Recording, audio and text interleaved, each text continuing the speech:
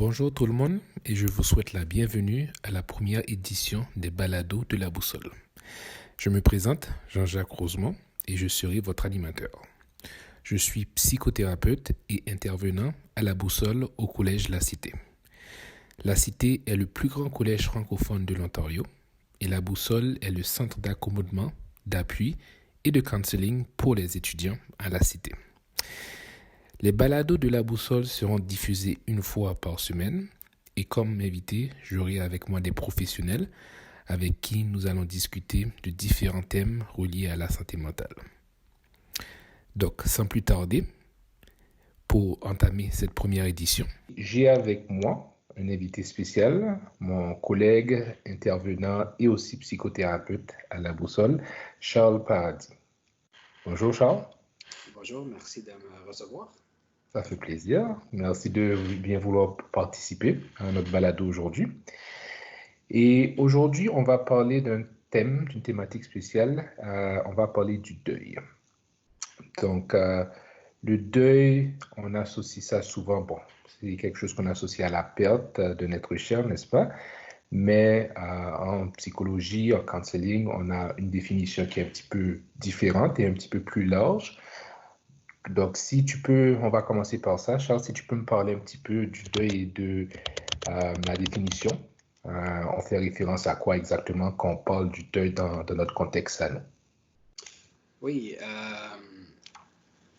en fait, si on retourne à l'étymologie du mot deuil, on peut retrouver la racine du mot douleur, en fait, ou être affligé de douleur. Donc, puis, sachant que l'expérience humaine est très complexe, on ne va pas nécessairement être affligé de douleur seulement lorsqu'on va perdre la personne, un être cher, mais bel et bien dans n'importe quel contexte où on jouit d'une réalité quelconque et puis elle prend fin et on est appelé à tendre vers une nouvelle réalité. Donc, on peut dire on peut vivre un deuil même si on ne perd pas quelqu'un de proche. Par exemple, quelqu'un qui termine son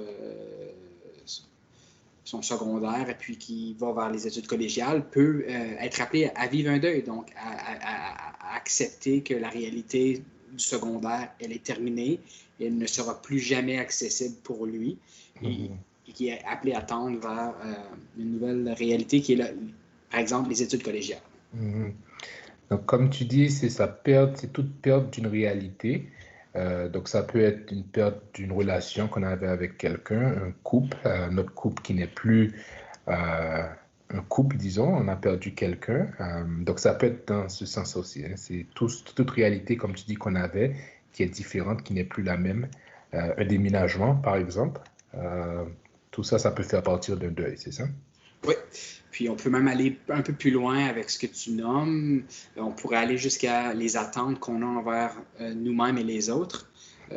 Lorsqu'on grandit en maturité psychologique, émotionnelle, spirituelle, on va être confronté à ce choc-là des attentes qu'on avait projetées sur les autres, sur nos parents, sur nos collègues, conjointes, et même sur nous-mêmes.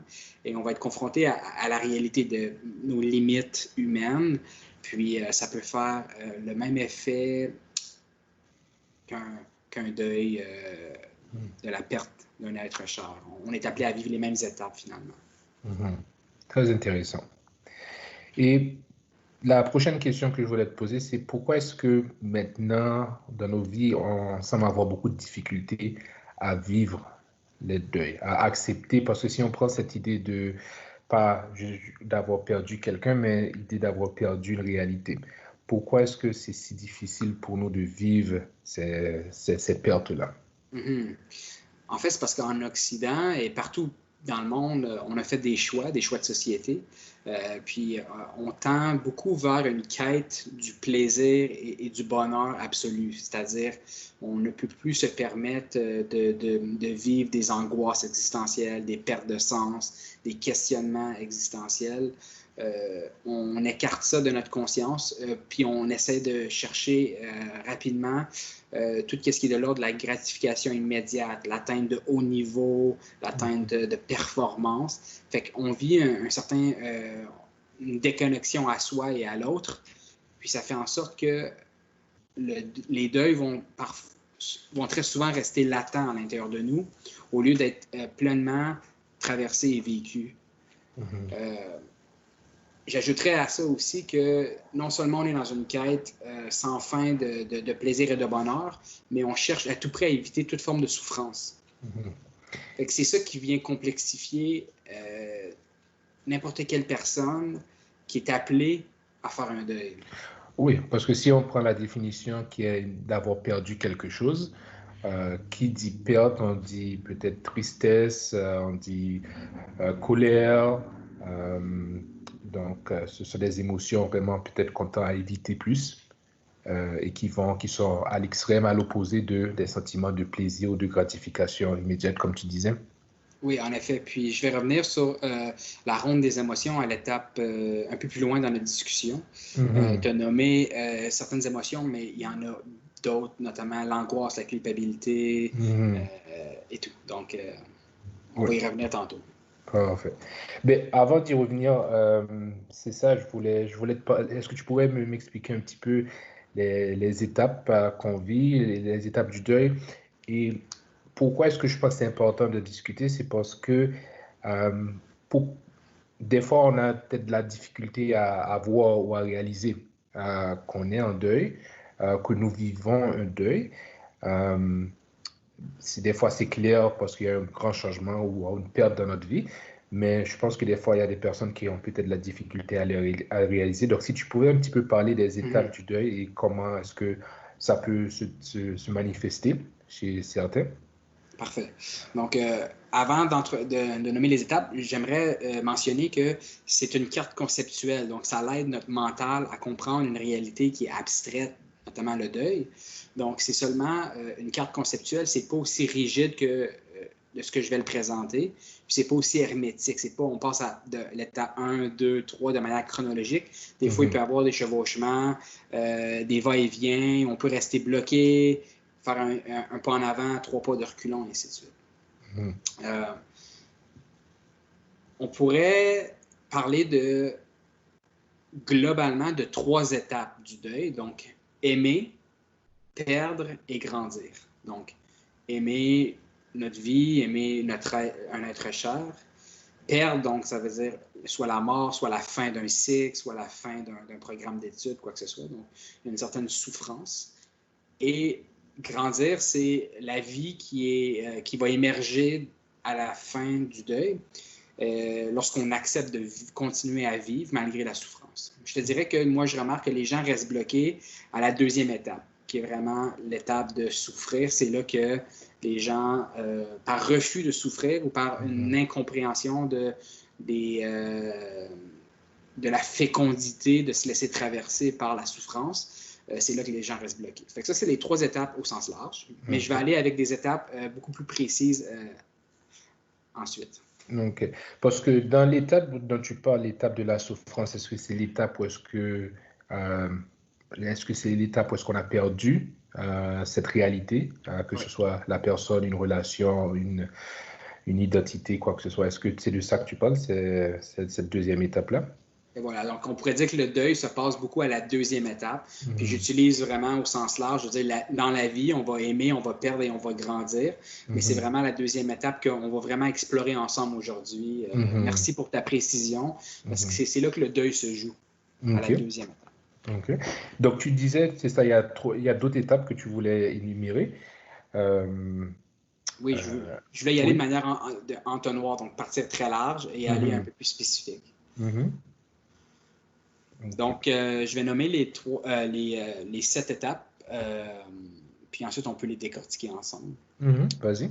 Donc, il y aurait comme première étape le choc. Donc, lorsqu'on apprend la nouvelle d'un décès, lorsqu'on termine un chapitre de notre vie, donc il y aurait le choc de ça. Ensuite, il y aurait le déni. le déni de la réalité qui nous fait souffrir. Après ça, on pourrait y aller avec l'étape numéro 3 qui serait la ronde des émotions.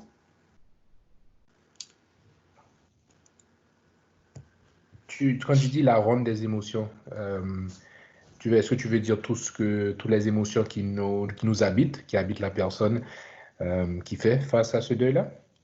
C'est tout ce que la perte va venir éveiller en nous. Okay. C'est vraiment ce qui va être éveillé, ça va être une multitude d'émotions. Mm-hmm. Puis c'est vraiment une étape très importante. Mais oui, c'est ça. Okay. On fait référence à ça. D'accord. Ensuite, il y a vraiment le côté pratico-pratique de la vie. Hein. Lorsqu'on perd quelque chose, lorsqu'on quitte un emploi, on déménage, il y a vraiment un côté logistique, un côté pratico-pratique, hein, les funérailles, par exemple. Mm-hmm. Donc, il y a ça qui est important. Mm-hmm. Ça peut être vu un petit peu comme les rituels un petit peu qu'on fait. Oui, ça? Les rituels de funérailles, en effet. Mm-hmm. Mm-hmm. Ensuite, lorsqu'on progresse, une fois que ça c'est fait, on peut commencer une période de questionnement qui peut durer plusieurs mois, voire plusieurs années. C'est essayer de donner un sens à la perte. Donc, chercher à répondre à des questions existentielles telles que la mort, la souffrance, la maladie, les relations interpersonnelles. C'est vraiment une période de questionnement qui va nous permettre de faire émerger un sens. Plusieurs auteurs parlent d'une étape importante qui suit après le sens, qui serait l'échange de pardon. Ça veut dire se pardonner à soi-même pour des regrets qu'on aurait, des actions qu'on aurait posées, et pardonner à l'autre, hein, parce que on va y revenir tantôt, mais des fois, on peut ressentir un soulagement lorsqu'une personne décède, puis on peut se sentir coupable de se sentir soulagé. Mm-hmm. Puis les gens vont garder ça secret parce qu'ils vont avoir honte de dire « Ah, je me sens soulagé depuis que cette personne-là est décédée parce que la maladie était tellement accaparante et tout. » Donc, se pardonner, premièrement, ça, et puis pardonner à l'autre d'avoir été accaparant pour une certaine période, par exemple. Ouais. Mm-hmm. Et ensuite, la dernière étape, ça serait récupérer l'héritage symbolique de la personne. Donc oui, la présence physique n'est plus, mais on peut aller continuer à faire vivre en nous les qualités de la personne qu'on a aimée pour qu'elle continue en guise d'héritage. On prend ces qualités-là et on les actualise à l'intérieur de nous. Puis ensuite, on célèbre la fin du processus de deuil. OK. Donc, c'est cette étape-là, et tu as parlé du choc, déni, ronde des émotions, et je pense que c'est important de mentionner que c'est pas toujours linéaire, n'est-ce pas? C'est ça, c'est pas, on va de 1 à 2 à 3 à 4. Des fois, on retourne en arrière, on saute une étape. Donc, est-ce que tu peux élaborer un petit peu sur ça, le fait que peut-être que c'est ça, ça dépend de chaque personne et de la réalité qu'on vit. Oui, donc pour certains, de compléter les tâches pratico-pratiques, ça va être leur point de départ. Parce que pour eux, pour X raisons, tant que ça, c'est pas fait, les émotions vont pas être libérées à l'intérieur d'eux. Pour d'autres, ça va être, on commence par aller voir un psychothérapeute, de plonger dans la souffrance, puis après ça, on fait le ménage, on laisse aller le côté matériel et tout. Donc, chaque personne est unique. Moi, ce que j'observe, c'est que lorsqu'on est bien accompagné par quelqu'un qui comprend la fécondité de se laisser le droit de vivre nos deuils, on peut aller on peut progresser plus que si on était laissé à nous-mêmes. Quand tu dis si on est avec quelqu'un qui comprend la fécondité ou l'importance, comme tu dis, de vivre notre deuil, est-ce que ça doit être une personne en particulier? Ça peut être n'importe qui.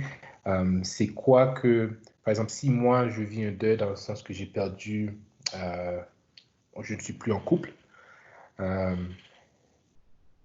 comment est-ce que je pourrais voir ou comment est-ce que je pourrais reconnaître, par exemple, chez une personne avec qui me permettrait de vivre ça? Je ne sais pas si tu comprends un petit peu la question. Comment est-ce que je pourrais essayer de voir, bon, j'ai besoin de quelqu'un avec qui je peux qui va me permettre de m'exprimer et d'accepter ma réalité. Comment est-ce que je fais pour trouver cette personne? Ben, en fait, c'est simple. Ça peut être un livre, un animal de compagnie, une forêt, un psychothérapeute, un ami, un membre d'une famille, mais c'est n'importe quel aspect qui nous permet de se laisser traverser par la souffrance qu'on ressent. C'est vraiment ça qui va faire la différence entre une personne qui va rester bloquée dans son deuil ou une personne qui va être bien accompagnée puis qui va rapidement récolter les fruits de se laisser traverser par la souffrance. Okay. Donc, ça peut être n'importe qui, vraiment, comme tu dis, ou n'importe quoi. Tu as parlé de forêt, tu as parlé d'animaux, de compagnie, qui nous permet comme tu dis, pour simplifier ça, de s'exprimer. Oui, de s'exprimer, d'être connecté à soi. Donc, si pour une personne aller en forêt, ça le connecte à soi, eh bien qu'il en soit ainsi. Si c'est plus un contexte officiel de psychothérapie, puis le thérapeute le permet de rester connecté à soi, ben ça peut être ça. Mais je ne serais pas prêt à dire que c'est seulement la psychothérapie ou seulement avec un être humain qu'on peut ressentir ce OK-là, l'espèce de OK, je me donne le droit de plonger dans ma souffrance et d'exprimer mes émotions. Ça peut être avec un livre, un livre qui traite sur le deuil, par exemple. Oui. Et aussi, ça peut être avec, comme tu dis, ça peut être avec n'importe quoi parce que, bon, on le voit en pratique, il y a des personnes qui ont des rituels, qui, par exemple, ils écrivent. Ils écrivent dans un cahier, dans un... peut-être des fois, il y en a qui écrivent de la musique, il y en a qui écrivent de la poésie. Donc, c'est un acte, j'imagine, c'est tout acte qui permet de se libérer, comme tu dis, de se connecter avec soi-même, avec nos émotions, surtout avec les émotions qu'on essaie peut-être d'éviter, comme la douleur, la souffrance, la tristesse, la culpabilité. Et on va revenir aux émotions, comme tu as dit un petit peu plus tard. J'aime beaucoup ce que tu as dit, l'écriture, parce qu'on peut y aller avec le dicton, ce qui ne s'exprime pas s'imprime. Donc, si ça s'imprime, c'est que ça reste à l'intérieur. Donc, l'idée, c'est de réussir, de trouver une plateforme qui nous permet d'exprimer. Oui, parfait. Donc, je suis en train de réfléchir, revenir sur les étapes. On a parlé du choc, et bon, le choc, je pense que c'est assez évident, c'est la perte qu'on vit. Mais j'aimerais dire quelque chose par rapport au choc. Parce que pour l'avoir vécu souvent, d'avoir rencontré des gens qui viennent d'apprendre une nouvelle dramatique, souvent, ce qu'ils vont dire, c'est qu'ils se sentent dans un rêve. Ça, c'est important de le nommer parce que ça peut nous arriver à soi-même. Mais d'avoir l'impression d'être dans un rêve, on a de la misère à se concentrer, notre mémoire fait défaut, la notion du temps change, on peut avoir l'impression que le temps est au ralenti ou à la limite que le temps est accéléré. Fait que la période de choc, ça ne dure pas longtemps parce que c'est très déstabilisant, mais ça peut aller jusque dans des très, très expérientiels aussi. Et j'imagine qu'on peut faire un contraste entre rêve et moi, quand tu me parlais de rêve, moi, le contraste que je faisais, l'autre extrême, c'est réalité. Oui. Donc, quand tu dis on est dans un rêve, donc c'est comme si on n'est pas dans la réalité, on n'a pas encore accepté peut-être, on n'est peut-être pas encore rendu là au fait d'accepter que oui, ça s'est produit. Et c'est peut-être là qu'éventuellement on va se rendre. Oui. Justement, mais oui, quand tu parlais de rêve, c'est ça qui me venait à l'esprit. Voilà, donc le choc, c'est vraiment une déconnexion à soi, un peu. On est un peu déconnecté de la réalité pour un certain temps. Et je voulais revenir à la deuxième étape. Tu parlais du déni. Oui. Quand tu dis déni, est-ce que tu parles du déni des émotions, de ce qu'on vit? Est-ce que tu peux un petit peu élaborer sur ça? Donc, le déni, c'est un mécanisme de défense inconscient. On ne le fait pas de manière consciente. Donc, on ne peut pas se culpabiliser ou de le faire. On peut seulement en prendre conscience parce que c'est initialement inconscient. Et puis, c'est une façon de se protéger de la souffrance. Puis Puis ça peut prendre encore une fois des formes variées. On peut faire de l'acouphène pour ne pas entendre la nouvelle. Ça peut être même des troubles de vision, on ne veut pas voir non plus. Certaines choses, on ne veut pas se rappeler. Ça peut être très, très, très varié en termes d'expérience. Mais globalement, c'est une façon de se protéger de la souffrance, de la perte, de la réalité, encore une fois. Fait que, Et j'imagine c'est là aussi que viennent qui peuvent venir pour certains, je ne veux pas généraliser, mais les mécanismes, nos mécanismes de défense. Ouais. N'est-ce pas? On voit ça souvent que des fois on vit quelque chose de très pénible et pour le déni peut prendre forme de mécanisme de défense parce qu'on va faire autre chose. On va juste, par exemple, on va se mettre à fond dans le travail. Pour certaines personnes, des fois, c'est la consommation de substances. Donc, tout ça, je pense qu'on pourrait dire que c'est ça. Le déni peut être attaché peut prendre pour certains une forme où est-ce qu'on va juste essayer d'éviter la souffrance. C'est une très belle nuance que tu fais. Parce que tu complètes vraiment le portrait. Oui, il y a une forme de déni qui est inconscient, mais aussi une forme de déni qui va être sous forme d'évitement, par une forme de fuite, d'engourdissement, d'alcool, juste pour finalement inhiber quoi? La prochaine étape, qui est vraiment la ronde des émotions. Bon, eh bien, continuons dans cette étape-là, qui est la prochaine étape, comme tu dis, la ronde des émotions. On avait fait référence à tristesse, colère, tu avais rajouté culpabilité, honte et tout ça. Donc, est-ce que tu peux nous parler justement de ces émotions-là et du rôle que ces émotions viennent jouer dans ce processus? Oui, parce que les émotions, c'est un univers fascinant. Puis c'est très complexe aussi. On peut parler d'émotions primaires, secondaires, donc des émotions pour cacher d'autres émotions, ainsi de suite. Mais globalement, lorsqu'on vit la ronde des émotions, on va être appelé à connecter avec vraiment des émotions telles que l'impuissance. L'impuissance de de ne pas avoir sauvé la personne, si on parle de suicide, par exemple. Puis avant de ressentir l'impuissance, souvent, on va ressentir de la colère envers soi-même ou l'autre personne qui a fait l'acte.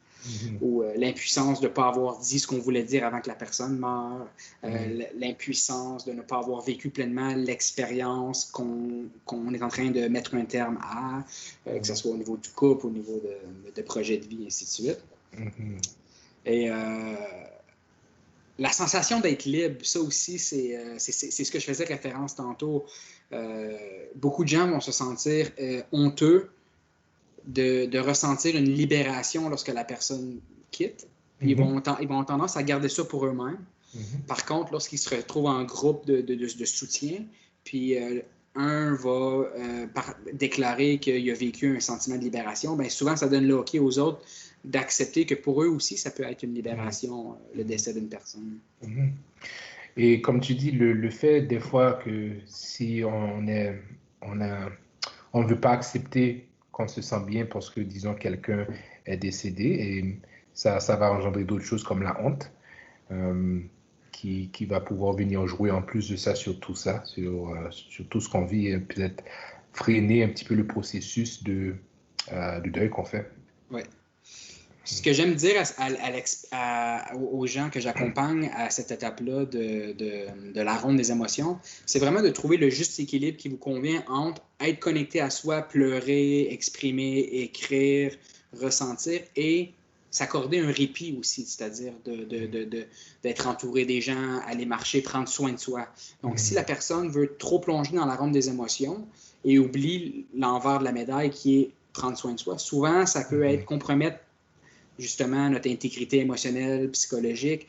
Donc, ça prend le juste équilibre. Puis chaque personne est différente, donc il faut trouver son propre juste équilibre. Et tu as tout à fait raison parce que ça me fait penser à ma pratique. Et des fois, on voit... C'est fascinant comment des fois on peut voir... Chaque personne peut répondre de façon très différente. J'ai eu des personnes, des clients qui ont répondu d'une façon où est-ce qu'ils niaient toutes leurs émotions. et j'en ai qui se sont vraiment juste plongés là-dedans, Et voilà. un petit peu euh, comment est-ce que je pourrais dire ça? Au niveau il y a quelque chose au niveau de leur culpabilité. Et voilà. Sous Au forme de niveau punition, punition Exactement. inconsciente. Une punition, c'est ça, c'est le mot que je cherchais, une punition inconsciente pour assouvir un petit peu leur culpabilité, soit parce qu'ils ont fait quelque chose qu'ils n'auraient pas dû Mhm. faire. Si on parle d'une relation qui est terminée, peut-être ils ont commis des fautes ou fait des choses qu'ils n'auraient pas dû faire. Donc, il y a c'est ça, il y a ce contraste, parce que des fois, il y a des personnes qui se plongent dans leurs émotions et il y en a qui les nient au complet. Et comme tu disais, quand tu me parlais de trouver cet équilibre-là, je pense que c'est ça qui me venait en tête. Et voilà. J'apprécie énormément ta nuance parce que tu confirmes vraiment ce que j'observe aussi, hein, l'espèce de les deux opposés du continuum.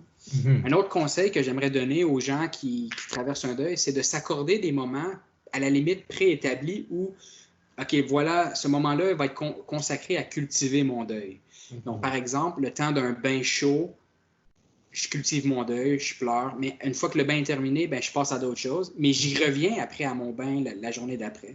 Le temps d'une chanson, le temps d'un album, le temps de regarder des photos, mais une fois que c'est terminé, donc vraiment qu'il y ait un début et une fin à ces périodes où on est connecté. Ça peut être intéressant d'utiliser cette approche-là. Je ne dis pas que c'est la seule, mais ça peut être intéressant. Tout à fait. Et donc, tu disais, on en a parlé un petit peu, mais je voudrais juste revenir pour un petit peu résumer ça. L'importance d'exprimer toutes ces émotions, de se connecter à soi-même. Est-ce que tu peux élaborer sur pourquoi est-ce que c'est important de passer à travers toutes ces émotions, d'avoir un équilibre, très important, mais quand même de nous laisser pouvoir vivre ces émotions-là. Pourquoi est-ce que c'est important dans le processus de deuil?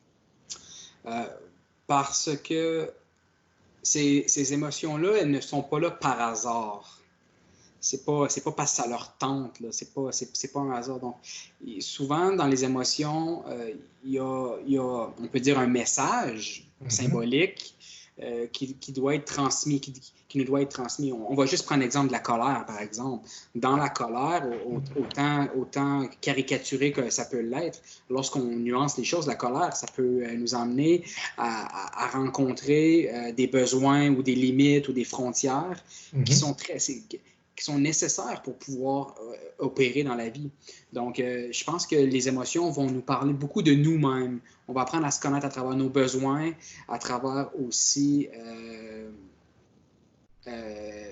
nos besoins, mais nos limites. Nos limites. Ouais. Nos limites, nos frontières, comme tu disais, nos frontières personnelles.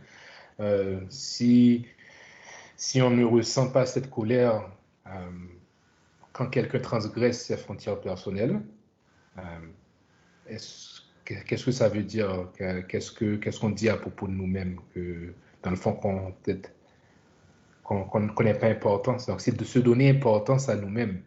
Et voilà. De pouvoir reconnaître les émotions et reconnaître ce qu'on vit. Ouais. Oui. Et puis, lorsqu'on sort du contexte de la perte d'un être cher, puis on va dans un contexte de, par exemple, la perte d'un emploi, bien, les émotions qui vont refaire surface à ce moment-là, ça va peut-être être des indicateurs sur vers quoi on est appelé dans notre prochain chapitre. Si on était quelqu'un qui se mettait en surcharge constamment, bien, peut-être que les émotions telles que l'impuissance ou la colère va peut-être nous indiquer que peut-être qu'on est appelé à autre chose. Donc, c'est toujours vers une découverte de soi, finalement, qui nous permet de dire, OK, voilà l'importance de plonger dans les émotions. Et je pense que ça enchaîne un petit peu avec une des étapes qui est tu avais dit, de trouver le sens un petit peu. Faire le questionnement, le sens de la perte. Et comme pour dire ce que tu as dit, c'est ça, les émotions nous donnent un sens à ce qu'on a vécu, à ce qu'on vit présentement, à la perte qu'on a subie.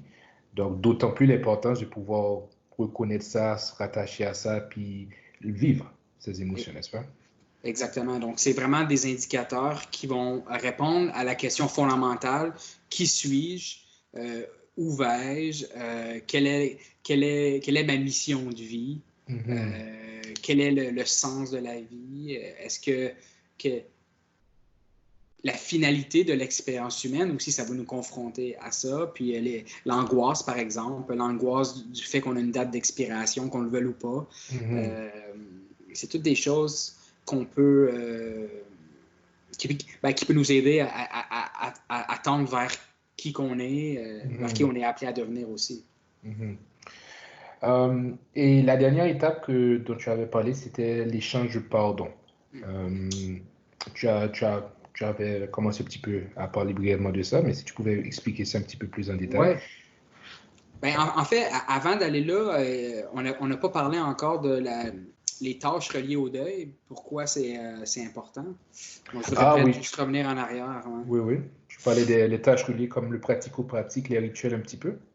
Oui, on sait qu'un funérail, ça, c'est souvent pas pour les morts, mais beaucoup plus pour les vivants. Donc, c'est des rituels symboliques qui nous permettent justement d'honorer qui nous permet de vivre notre deuil, en fait. Oui, tu as tout à fait raison.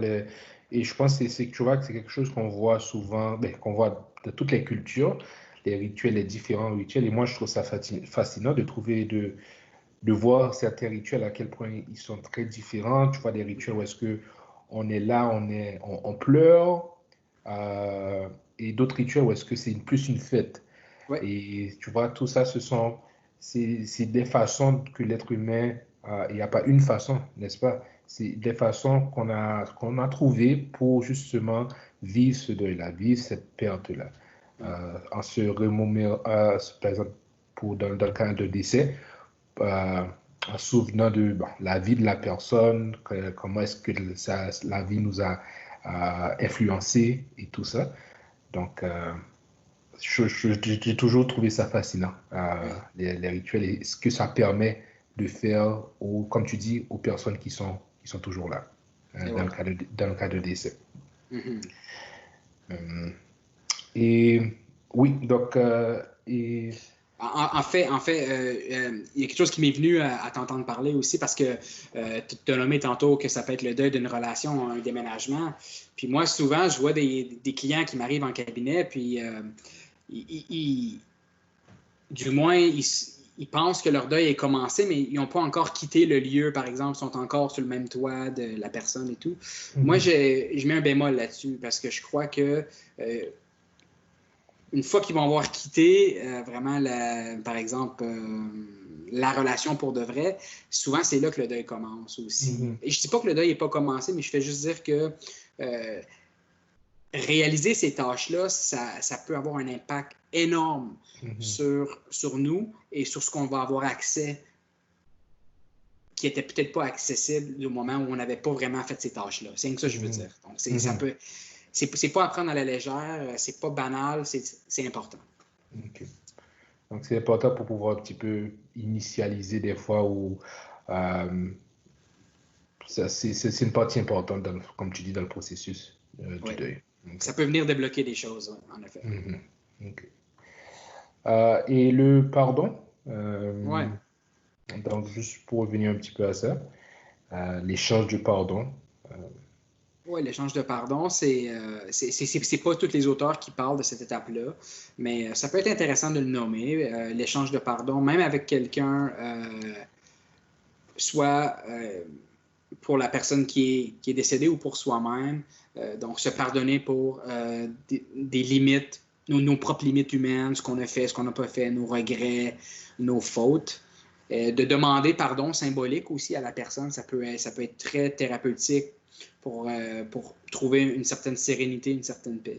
Et aussi pardonner à l'autre, comprendre l'autre qui est décédé aussi, si on parle encore une fois de suicide ou de mort subite ou quoi que ce soit. Comprendre, par exemple, les gens qui vont faire un refus de traitement aussi. Tu sais. On peut avoir à les pardonner pour leur choix. OK. C'est pas à négliger comme état. Parfait. Donc, et d'autant plus, comme tu dis, on en a parlé un petit peu avant, le fait que ça peut être très difficile de se pardonner à soi, de se pardonner à l'autre. Par exemple, si dans le cas de décès ou dans le cas d'une relation qu'on a perdu, l'autre a fait quelque chose qui a transgressé nos frontières personnelles et tout ça, ça peut être très difficile de pardonner. Et ça c'est un autre sujet qui pourrait durer très, très longtemps, de parler justement juste sur le pardon. Et je sais que toi aussi, tu pourrais en parler beaucoup, en dire beaucoup sur ça. Mais je pense que ce que tu as dit, c'est quand même important pour dire que ça fait partie du processus et l'importance de le faire pour pouvoir passer à travers le processus du deuil. Puis je pense que c'est vraiment, une fois que les pardons ont été faits, soit pour soi-même ou le pardon à l'autre, qu'on peut vraiment s'ouvrir à l'héritage symbolique de la personne, c'est-à-dire les qualités qu'on avait perçues en cette personne-là, se les approprier et puis les actualiser en nous, les développer en nous pour continuer à faire vivre ou du moins continuer à vivre de manière enrichie. On a été enrichi de la personne parce qu'on a reconnu ces qualités-là, puis on prend cet héritage-là. Et je pense que c'est nécessaire de passer par l'étape du pardon pour pouvoir se donner le droit de recevoir et de reconnaître en l'autre ces qualités-là. Et je pense que c'est très important qu'on le dise parce que je pense déjà aux personnes qui nous écoutent et dans le sens que ce qu'on a dit tantôt, est-ce que quelqu'un nous a fait quelque chose d'horrible? Et ce n'est pas nécessairement qu'on doit pardonner à cette personne, ou dans le sens qu'on doit effacer ce que la personne a dit ou la personne nous a fait. Et parce que moi, ce que je vois, c'est beaucoup cette idée qu'on voyait un petit peu dans la psychologie populaire, c'est comme il faut tout pardonner. Quelqu'un nous a fait du mal, il faut pardonner à cette personne. Et c'est pas nécessairement ça. On parlait beaucoup du pardon de soi. Et je pense que c'est ça qui prime, c'est ça qu'il faut faire attention et c'est ça dont il faut qu'on parle, le pardon de soi à soi et pas nécessairement le pardon pour quelqu'un d'autre qui nous a fait du tort. Tu comprends? Donc, moi, la façon que je l'utilise, c'est que je laisse vraiment la personne me guider, le client me guider à savoir pour elle est-ce que c'est le pardon à soi ou le pardon à l'autre qui va lui permettre de se libérer? Puis ça, je pense que chaque personne est différente. Puis, mais tu as raison pour dire que de plus souvent qu'autrement, c'est le pardon à soi qui est le plus important, le plus difficile même. Parce que souvent, c'est ça, on vit avec soi-même et l'autre personne n'est plus présente. Donc, mais c'est ça, donc je voulais... donc, tout ce dont on a parlé, on parlait de processus et comme tu l'as dit au début, comme on l'a mentionné, c'est pas linéaire, c'est pas étape 1, 2, 3, 4, ça va différencier, être différent pour chaque personne. Donc, pour terminer, j'aimerais que tu me dises comment est-ce que des indices pour reconnaître qu'on a fait notre deuil. On a passé à travers ces étapes peut-être 2, 3 fois, peut-être même 10 fois. Comment est-ce qu'une personne peut savoir si, est-ce qu'il y a toujours un processus à faire, il est toujours dans le processus ou que il a passé à travers, ou elle a passé à travers ces étapes. Ce n'est pas une question facile nécessairement, mais si tu peux nous donner juste des petites idées à propos de ça.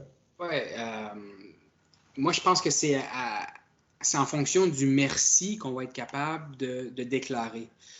Merci pour cette expérience douloureuse, mais merci parce que j'ai grandi grâce à ça.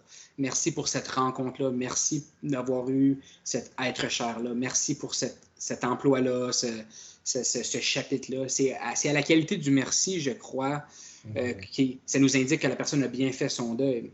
Parce que la personne qui reste bloquée dans son deuil va vivre beaucoup dans le passé, c'est-à-dire elle va ruminer, elle va ressasser, elle va ramener ça dans le présent. Puis on le fait tous pendant qu'on fait nos deuils, mais je crois que pour répondre à la question, c'est vraiment est-ce qu'on est capable de dire merci pour ce qu'on a vécu? Puis encore là, il faut faire attention. Je ne dis pas pour des traumas complexes ou... c'est une question délicate, j'en conviens. Mais si peut-être on pourrait prendre ça, comme tu dis, c'est de ne plus rester bloqué sur ça, dans le sens que ça nous affecte d'une façon où est-ce qu'on ne peut pas avancer. Mhm.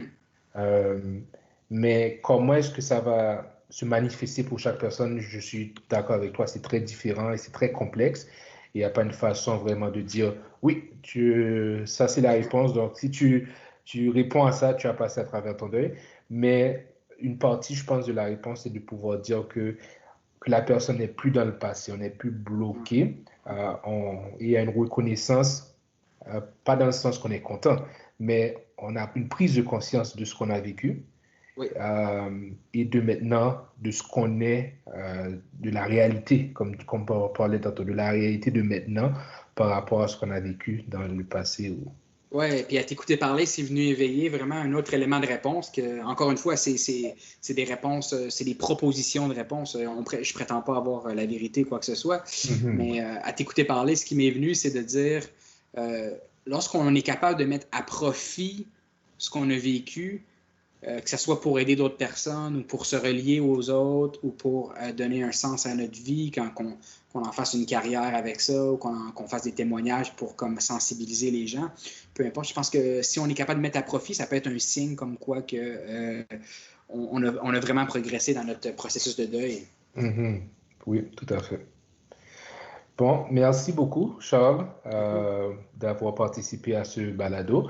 Et j'informe aussi à tous qui nous écoutent, encore une fois, que le deuil, euh, comme on l'a dit, c'est une perte d'une réalité. Donc, la réalité comme qu'on vit présentement, on vit une réalité où est-ce que, à cause du COVID-21, où est-ce qu'on est isolé, certaines personnes ont perdu leur emploi, des fois, c'est nos relations sociales qu'on a perdues temporairement. Donc, on est possiblement tous en train de faire un deuil maintenant. Et moi, ce que je vous invite, c'est de penser un petit peu à ce qu'on a parlé, aux étapes du deuil et voir comment ça s'applique à vous, si ça s'applique à vous. Pour certains, peut-être pas, pour d'autres, oui. Et si c'est le cas, d'essayer de penser à ça, d'y réfléchir. Euh, Parce que je pense que je peux parler pour moi, au moins pour dire que j'ai un deuil du fait que je ne suis plus au travail, même si je travaille toujours de la maison, mais je ne suis plus au travail, je ne vois plus mes collègues, je ne vois pas les clients. Donc, oui, je pense que dans cette réalité-là, je pense que beaucoup de personnes peuvent admettre qu'on vit quelque chose, qu'on vit un deuil, un certain deuil. Merci pour ton partage. Ouais, ça fait plaisir. Donc, c'est ça, je vous souhaite tous de passer une bonne journée. Et je vous invite la semaine prochaine pour nous rejoindre pour notre prochain balado, notre prochain thème, toujours relié à la santé mentale. Et je vous dis au plaisir et au revoir.